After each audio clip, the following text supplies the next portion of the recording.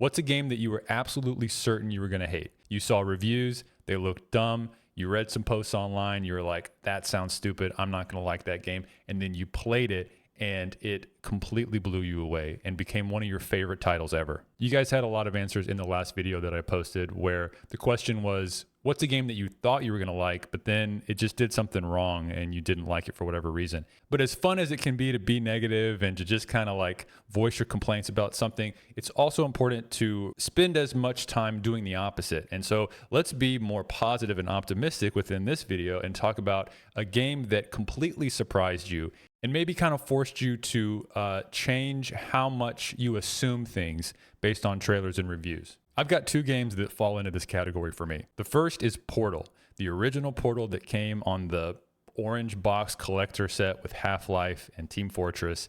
And I had seen some posts on Reddit about it, but I was like, I don't want to play some like puzzle game or whatever. It looks dumb. I don't like that kind of stuff.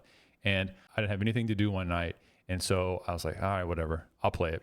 And then it got towards the end of the game and everything changed. And if you've played Portal, you know what happens there. And it hooked me right in. I was completely wrong about this. This is fantastic. And it became one of my favorites. The other game is Rust. And maybe I just played Rust a bit too early in its development cycle because I bought the game in like 2016 and I played it a bit and I didn't like it. I didn't have any fun, but I played it for like maybe an hour and I just wasn't in the right headspace probably. And years later, this was in COVID, some friends were like, we're going to play Rust. You should play Rust with us. And I'm like, guys, I already know everything about Rust and I don't like it. And they kept pestering me. And then finally I played it and I have I have never obsessed over a game like I did with Rust during COVID. I was so obsessed with my farm and my berries because I was like making these teas and selling these teas. I'd like wake up in a cold sweat at like 6 a.m. like, my farm, is my farm okay? And I'd log on real quick. I'm like, was I rated? And I was fine.